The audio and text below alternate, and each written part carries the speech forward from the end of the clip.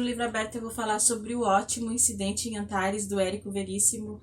Que livro mais bom. Esse livro, eu nunca tinha lido nada do Érico Veríssimo, ainda não li. Nunca li O Tempo e o Vento. E como eu conheço bem a história, eu fico assim meio com preguiça de ler. Eu nem tenho os livros do Tempo e o Vento, mas esse livro é muito bom. Eu leio muito o filho, o Luiz Fernando Veríssimo. Eu gosto bastante das crônicas dele, das coisas que ele escreve. Mas eu nunca tinha lido. Nossa, livro muito bom. Acho que já dá pra dizer com segurança que esse livro vai estar na minha lista de fim de ano dos melhores do ano de 2020. Bom, vamos à história. Esse livro foi lançado em 71 e ele é uma crítica à ditadura. Ele foi lançado bem em plena ditadura. E ele é uma crítica à ditadura, apesar da história se passar assim em 63. Ele fala muitas coisas que aconteceram na época da ditadura. Bom, o livro é dividido em duas partes. As primeiras 200 partes falam da história de Antares, que é uma cidade fictícia do Rio Grande do Sul. E a segunda parte fala do incidente em Antares. E apesar dessa primeira parte se falar de uma cidade fictícia, todo o contexto histórico por trás, contando a história dessa cidade, é verdadeiro. Então, tipo, aqui conta aqui a história da cidade, tipo, por exemplo, que essa cidade ela era conhecida como um povoado chamado Povinho da Caveira. Não se sabia o motivo. Um dia veio uma pessoa lá e falou com um dos coronéis de lá, falou que tinha que ali que comentou com ele sobre a estrela de Antares, e o coronel achou bonito botar o nome de Antares na cidade. Mas só que muita gente não sabia que o nome da cidade era Antares por conta da estrela de Antares. Achavam que era porque ali iam beber água no rio muitas antas. Bom, assim, apesar, assim, quem fundou a cidade, assim, que iniciou foi os coronéis, as duas famílias, os Vacarianos e os Campo Largos. E tinha uma grande rivalidade entre essas duas famílias, daí mostra nessa primeira parte a rivalidade deles que durou, assim, 70 anos até finalmente ter uma trégua de paz e eles ficarem amigos, e eles se matavam, cometiam umas atrocidades horríveis que aparece aqui entre eles, essa parte fictícia, mas a parte da história, o contexto histórico conta assim toda a história política do Brasil, várias coisas da história política do Brasil, desde o Império, a, a Guerra dos Farrapos, até um pouquinho antes do golpe ali, quando o Jango se tornou presidente. Então, todo esse contexto histórico é muito interessante para te entender da história do Brasil, porque é bem correto o que eles falam aqui, sabe? Cita o Getúlio Vargas, tudo assim, embora na história de Antares esses personagens sejam fictícios, né? Todo esse contexto histórico ele é bem real, é bem interessante. Eu vi algumas pessoas falar assim que acharam as primeiras 200 páginas, que é a história da cidade, arrastada. Mas eu não achei, eu achei bem interessante porque eu gosto de história. Então, eu acho que se você gosta de história também você vai achar bem interessante, né? A história, entender essa história dessas famílias. Essas famílias aí, os Campo Largos e os Vacarianos, são duas famílias gaúchas, assim, daquelas bem retrógradas, sabe? Daquelas, assim, tipo, boa moral, dos bons costumes que a gente conhece por aí. E são, assim, famílias odiosas que tu vai lendo, tu não gosta deles. Daí na segunda parte vai ter, né, a história, né? Eles vão entrar na história, eles já são amigos, as duas famílias. E esse livro, né, como ele é uma crítica à ditadura, tem aquela grande paranoia comunista. Que tudo e daí, quando tu lê esse livro, tu vai lendo e tu vai relacionando com várias coisas que aconteceram na ditadura que estão acontecendo agora, e tu vê, assim, que é impressionante, assim, a gente tá se vendo coisas que aconteceram há mais de 50 anos atrás, acontecendo hoje, e da gente conseguir relatar o que acontece hoje com o que aconteceu, assim, relacionar o que acontece hoje com o passado. Por exemplo, tem um personagem que eu gosto muito, que é o Pedro Paulo, que é um padre, mas ele é um padre bem diferente, ele tem uns 30 anos, ele é bem moderno. Claro que eles acusam ele de comunismo, é que nem hoje tudo é comunista, sabe? Tipo, e aqui ele fala assim, que é, assim, fala pro outro padre que é o comunismo, assim, que ele acha que é, porque tudo é comunismo, ele é comunismo, acusam todo mundo de comunista. Ele fala assim, ó, Comunista é o pseudônimo que os conservadores e conformistas e os saudosistas do fascismo inventaram para designar simplisticamente todo sujeito que clama e luta por justiça social. Então, tipo, as melhores frases para mim, um dos meus personagens favoritos é o Padre Pedro Paulo. Ele é um padre bem diferente, que ele não acredita, por exemplo, em juízo final. E tem gente que ele é um padre assim do lado dos sindicalistas. Então a gente vê, né, né, chamar todo mundo de como que hoje em dia, né? A gente vê o que acontece hoje em dia. Alguém fazem greve, são comunistas, a gente não tem jeito mais de fazer greve 50 anos depois que aconteceu na ditadura, que as greves eram proibidas, suprimidas com violência. Agora as pessoas assim, ainda chamam de comunistas e reclamam do nosso direito de fazer greve. Então, é um livro que faz pensar bastante a respeito disso. Aqui no final da primeira parte, tem um personagem, o Martim Terra, que é um jornalista que vai fazer um livro sobre aquela cidadezinha de Antares, né? Essa cidadezinha fictícia. E aqui, quando ele conversa com o rapaz da cidade, o rapaz descreve as pessoas da cidade aqui, que eu marquei aqui como é que ele descreve as pessoas da cidade. Daí, quando eu lanço o livro, essas pessoas não gostam nem um pouco do livro, porque descrevem eles como pessoas muito atrasadas e alienadas. Então, aqui fala assim, que um jovem estudante de uma família do Rio Grande do Sul falou que o Rio Grande do Sul é o estado mais reacionário do Brasil. E a Ribeira, ele botou o nome de Ribeira, faz de conta em Antares para não colocar o nome, para as pessoas não saberem, mas tornamos a perguntar, refere-se só ao reacionismo político? E o rapaz, não, reacionários em tudo. Veneramos morbidamente um passado e uma tradição já mortas, se é que um dia de fato existiram. Somos incapazes de sair dos trilhos da rotina e erguer a cara para o sol e para o futuro. Ainda se cultua em nós o machismo, como se estivéssemos no Brasil o monopólio da coragem e da virilidade. Gente, isso aqui, pra quem sabe, eu sou gaúcha, né? Não, e eu não sou. E isso aqui descreve muito bem os gaúchos, não vou dizer a maioria, mas esse sentimento de se achar assim, muito macho, de virilidade, de machismo, misoginia, racismo. Então, esse livro é assim uma crítica que é de uma coisa que não é só daquela época, mas que persiste até hoje, né? Dos gaúchos se achar o centro do mundo. Eu sou gaúcha, só pra falar, né? Não, né? Nasci aqui, mas assim, eu não sou uma pessoa ligada a tradições, essas coisas por conta disso, por conta de muito machismo, racismo, misoginia, tudo isso. Então, é um livro muito, muito incrível, sabe? E das pessoas não gostam do livro quando o livro sai, porque fala que são pessoas atrasadas e alienadas. Outra coisa que, bom, agora eu vou para a segunda parte do livro, depois que termina a história, contar a história de Antares, e começa a segunda parte, que é a parte do incidente. Que é o incidente? Bom, antes do incidente aconteceu na cidade uma greve geral. Tem vários personagens aqui interessantes, o líder sindicalista da greve era o Gerôncio. Então, se passa ali em 63, assim, mas eu não sei, acho que ele não quis fazer assim 64, 65 para talvez fugir um pouco da censura, mas quem lê vê na cara que isso aí é uma crítica à ditadura, né, um livro anti-ditadura. Então, tem essa greve geral e acaba que toda a cidade adere à greve geral, falta luz e até os coveiros aderem a essa greve geral. E as pessoas da cidade ficam possessas como até hoje, né? Chamam de comunista, de vagabundo, porque eles queriam, assim, melhores condições de trabalho e salários melhores. Bom, o que acontece é que morreu a Quitéria Campo Largo, que é daquela família que eu falei antes, que é essa senhora que é matriarca dessa família.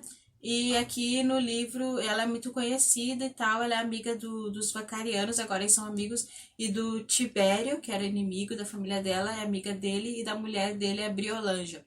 E essa família é aquela família detestável que eu falei antes, né, daqueles gaúchos que são assim reacionários, assim, pessoas retrógradas, e ela morre um dia assim, e daí vão enterrar ela, e os coveiros estão de greve. Quando eles chegam na frente do cemitério, os coveiros falaram que não vão deixar ninguém ser enterrado até que as reivindicações deles sejam ouvidas.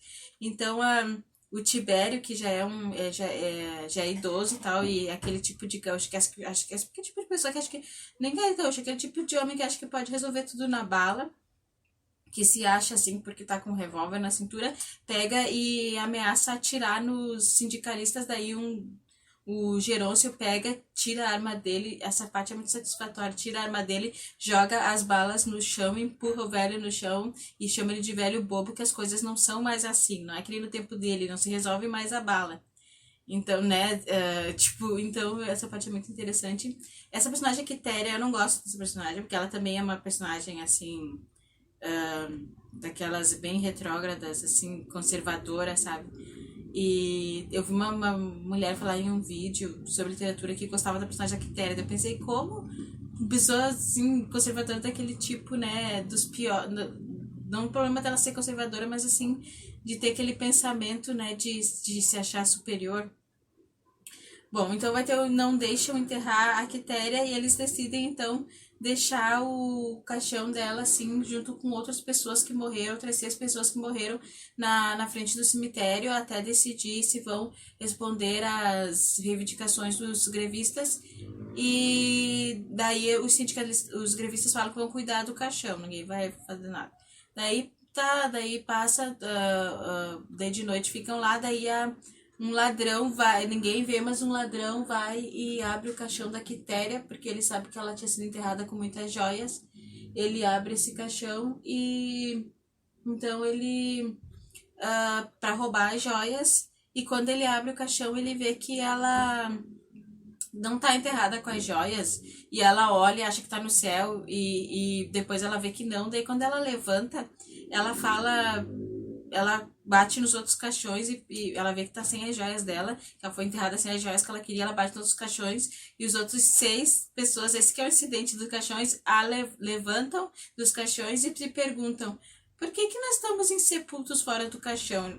Dos caixões. Eles começam a ligar as pontos e pensar assim que tinha a greve, provavelmente os coveiros aderiram à greve. E quem são esses 7 mortos? Bom, a Quitéria, o advogado Cícero, que é um advogado envolvido em diversas tramóias, o Pudim de Cachaça, que é um bêbado da cidade que a mulher dele matou ele, mas ele quando ele soube que a mulher dele matou ele falou que ele não queria que a mulher dele fosse presa porque ele era um bêbado que incomodava muito. Então ele queria que ela fosse absolvida. Até lá, quando ele vai lá falar com as pessoas, ele fala que gostaria que ela fosse absolvida. A Erotildes, que é uma prostituta de 50 e poucos anos da cidade, que morreu de tuberculose, porque os médicos não se importaram muito em ir atrás de um remédio para ela. O Menandro, que é esse músico que nunca conseguiu ficar famoso, que teve oportunidade, só que ele travava na hora de tocar, porque ele tinha medo do que a mãe dele ia pensar, porque a mãe dele obrigava ele a tocar piano, assim, com grande excelência, então ele tinha medo de falhar e ele acabou falhando, ele se suicidou cortando os pulsos. E o sexto, o Barcelona, que é um anarco-sindicalista. Então eles se levantam e se perguntam por que eles estão insepultos e eles decidem, e eu vou tentar deixar esse vídeo não muito longo, então já vou pôr uma parte que eu ia falar. Eles decidem, assim, ir pra cidade, quando eles vão pra cidade, assim, que eles decidem ir pra praça, primeiro eles vão nas casas deles, né, depois eles vão pra praça que eles querem ser enterrados. Então, as pessoas, no início, as pessoas se apavoram, se fecham em casa, uns acham que eles foram, a filha da Quitéria acha que ela foi enterrada viva, outros acham que é o juízo final, as pessoas acham que é fantasma, às vezes não são fantasmas, porque na verdade quando eles vão passando, eles veem que eles estão assim putrefatos, e né, eles estão se decompondo e eles vão passando, né, e eles veem, né, que eles são reais, só que eles estão mortos, eles não têm batidas do coração e tal, mas eles falam. Então daí chega o dia que eles sentam no. Eles estão decidindo, né, o que vão fazer, porque os mortos pegam e exigem, né, serem sepultados.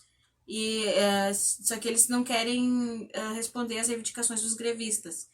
E, então, uma cena que é bem interessante no livro, que é várias páginas do livro, que o Cícero advogado, ele fala no coreto da cidade, lá na praça, que ele participou de diversas falcatruas, e ele joga na cara de todo mundo as falcatruas, por exemplo, do Tibério Vacariano, que é o coronel, e do prefeito, e fala que como ele tá morto, ele não tá nem aí, né, e que ele vai falar que ele também participou dessas falcatruas, e que eles enriqueceram por maneira ilícita. Todos eles começam, daí o Barcelona começa a contar para as pessoas, ele falou assim que ele não é uma pessoa moralista, mas ele não gosta de pessoas que gritam moral, mas assim, não são o que aparecem. Daí ele começa a contar todos os podres das pessoas, quem tinha amante, quem não sei o que, sabe? Tipo o Tibério também, que era casado e saía com as prostitutas, então ele começa a jogar com essas pessoas assim que se dizem muito assim das moral e dos bons costumes, algumas, né? Na verdade, não, isso não é exatamente isso. Daí tem esse do Tibério, que ele mantém amantes, prostitutas, e ele é, assim, de um grupo que é chamado Legionários da Cruz, que fala, assim, Deus, pátria e família. Isso aí não te lembra alguma coisa? Há 50 anos atrás, a Legionários da Cruz, Deus, pátria e família. Uma pessoa que fala muito de que ela é muito correta, muito cristã, e ela rouba, engana a mulher e tal, tipo, e enriquece de maneira ilícita. A gente consegue, né, relacionar isso com várias coisas aqui. Então é bem interessante essa parte que ele joga na cara das pessoas da cidade e os jovens aplaudem isso, e os jovens que são chamados de comunista aplaudem essas acusações. Umas coisas que o padre Pedro Paulo fala são muito interessantes. Tipo, que nem o padre Gerôncio, que é um padre mais velho, ele fala, né, que a gente tem que ouvir os mortos, porque a gente tem que respeitar todos eles. Daí o Pedro Paulo fala, é curioso, estranho que haja tanto respeito pelos mortos e tão pouco pelos vivos. Encolheu os ombros. Claro, é fácil ser justo e compreensível para os que morrem. Basta enterrá-los e nos deixam em paz. Agora é difícil compreender e ajudar os vivos em 24 horas por dia, todos os dias do ano. Então ele tem as melhores frases, é um personagem favorito. Outra coisa que o padre Pedro Paulo, fala também, que é uma coisa que a gente até pensa hoje em dia, que se Jesus voltasse para a Terra, Jesus ia ser acusado, marginalizado e até morto de novo. Que ele fala assim, ó, suponhamos que Jesus tenha mesmo voltado. Vocês não vão mandar investigar e procurar o filho do homem? Olhe que esse indivíduo é perigoso, um subversivo socializante, um terrorista com antecedentes criminosos, com uma ficha negríssima no DOPS de Pôncio Pilatos. Lembre-se que ele andou dizendo e fazendo contra o grande estabelecimento romano. Prenda Jesus, delegado. Vamos prender ele o quanto antes. Que ele quis falar, né? Que a gente pensa assim, Jesus voltasse, a pessoa ia não só prender ele, como chamar ele de comunista. Bom, eu vou tentar. Eu não vou contar o que acontece, né? Se eles vão, assim, atender a reedificação dos grevistas para poder enterrar os mortos. Porque eles estão bem incomodados com esses mortos. Eu acho que os únicos que não se incomodam são aquelas pessoas, são, por exemplo, o amigo do Pudim de Cachaça, que é um alcoólatra, a amiga da Erotildes, que é prostituta também. Então, aquelas pessoas ditas assim, cristãs do bem, estão todos muito incomodados e não vem a hora que enterrem esses mortos. Bom, esse livro é incrível, eu gostei demais, eu super indico. Eu queria até falar muito mais, mas eu já me passei, né, do tempo que eu tinha estipulado. Então fica a dica do incidente em Antares. Esse é o incidente, você vai ver o desfecho do incidente e você vai relacionar com diversas coisas que estão acontecendo hoje e chega a ser assustador. Gente, eu me esqueci de um dos mortos, olha só, me esqueci de um dos mortos, que é um dos mais importantes. Olha só, já ia terminar o vídeo sem falar. Que é o João da Paz. Como é que eu pude me esquecer? Ele foi morto porque ele foi torturado, porque estavam investigando ele por ser comunista, assim, ser terrorista e comunista. E ele morreu nessa tortura, e na tortura falaram que no certidão de óbito colocaram que ele teve uma embolia pulmonar. Então, assim, que é uma coisa que eles faziam Isso aí a gente pode relacionar com o jornalista Herzog, que ele morreu torturaram ele e disseram que ele se suicidou.